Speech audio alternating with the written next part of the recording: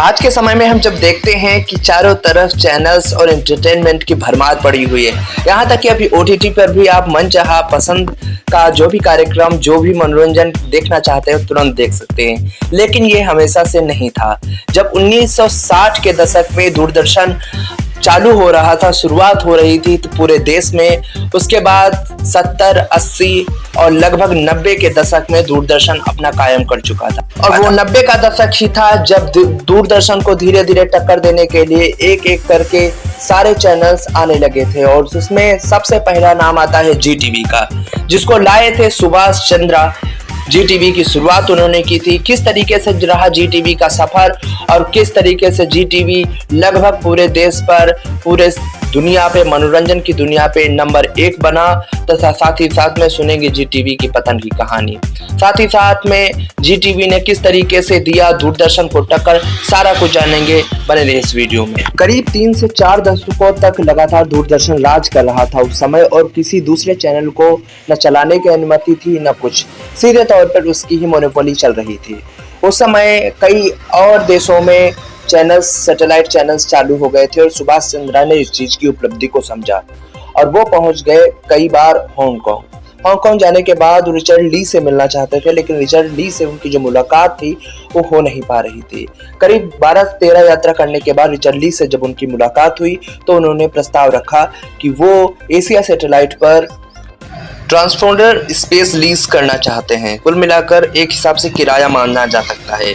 Lease के लिए उन्होंने जब विचार किया तो मन में सोचा कि मैं इसको नहीं देना चाहता, ये भारतीय अनजाना आदमी है। तो उन्होंने बहुत मोटी रकम को मांग लिया, जिसमें $5000 हर साल के लिए उन्होंने कहा। मन में यही विचार करके रिचर्ड ली ने बोला था कि सुभाष चंद्रा इस चीज को मना कर देंगे, लेकिन उन्होंने हामी भर दी। जब सुभाष चंद्रा ने हामी भरी तो उन्होंने कहा आपको तुरंत इसी वक्त इस फॉर्म को फिलअप करके हाँ बोलना होगा। तो सुभाष चंद्रा ने उस चीज पे हामी बोला। ये सब करने के बाद में उन्होंने तुरंत से अपने अधिकारी रिचर्ड ली ने अपने भारत में भेजे, और इस डील को करने से पहले उन्होंने मन में विचार बनाया कि क्यों ना, जब ये अनजाना आदमी हमें इतने सारे पैसे देना चाहता है तो क्यों ना मैं भारत में अन्य इससे ज़्यादा पैसे जुटा सकता हूँ। तो तुरंत तब के मीडिया चैनल्स जितने भी थे उनके पास गए उस समय, तो कोई भी सुभाष चंद्रा की जितना पैसा देने के लिए हाँ ही नहीं भरी, और अंत में रिचर्ड ली ने सुभाष चंद्रा के साथ डील को पूरा किया। और उसके बाद 1991 के बाद मात्र थोड़े ही समय में 4 ही महीने बाद जी टीवी की शुरुआत हो गई। अब जी टीवी को शुरुआत में 3 ही घंटे चलाया जाता था, लेकिन मात्र 1 साल के बाद ही इसको पूरे रूप से चालू कर दिया गया 24 घंटे। तारा इसका तब का एक सीरीज, टेलीविजन सीरीज जिसको आप सीरियल कह सकते हैं, वो चलाएगा और काफी पॉपुलर रहा। और उसके बाद खाना खजाना, सारेगामापा आए और काफी बेहतर कर रहे थे, और यहाँ तक कि दूरदर्शन को टक्कर दे रहे थे। अब धीरे धीरे परिवर्तन की ओर बढ़ रहा था। तब रजत शर्मा मिले एक बार फ्लाइट में, और वहाँ रजत शर्मा ने खुद से बात की सुभाष चंद्रा से और कहा मेरे पास एक शो का आइडिया है और ये शो काफी बेहतर हो सकता है। उस शो का नाम था आपकी अदालत, और आपकी अदालत तब का इतना पॉपुलर हो गया था, उसने सीधे तौर पे दूरदर्शन को टक्कर ही ना दी, बल्कि वो दूरदर्शन से आगे जी टीवी को लेकर गया। अब जी टीवी काफी पॉपुलर था, यहाँ तक कि 1.1 करोड़ लोगों के घरों में जी टीवी देखा जा रहा होता है। फिर आता है स्टार प्लस, उस समय शुरुआत कर रहा था और धीरे धीरे करके आगे आने की ओर कोशिश कर रहा था, और धीरे धीरे अन्य भी चैनल्स आ रहे थे। लेकिन कहानी तब बिगड़ती है जब दर्शकों की मांग को समझ नहीं पा रहा था जी टीवी।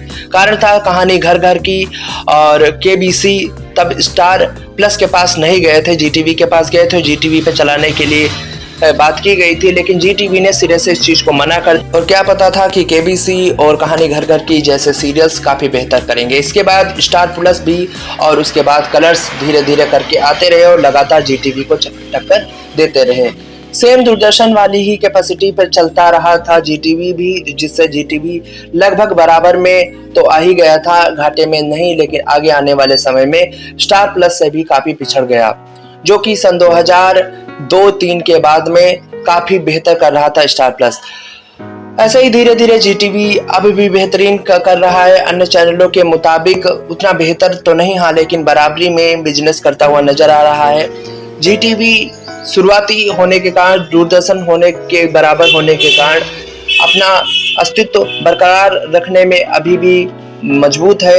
लेकिन अगर कहा जाता है परिवर्तन जीवन का नियम है, यदि आप परिवर्तन को नहीं करेंगे, बदलाव लगातार बेहतर की ओर नहीं बढ़ेंगे तो आप अवश्य पिछड़ेंगे। और फिर चाहे वो टीवी का कोई बिजनेस हो, कोई चैनल्स की दुनिया हो, या फिर वो अपनी कोई निजी दुनिया हो।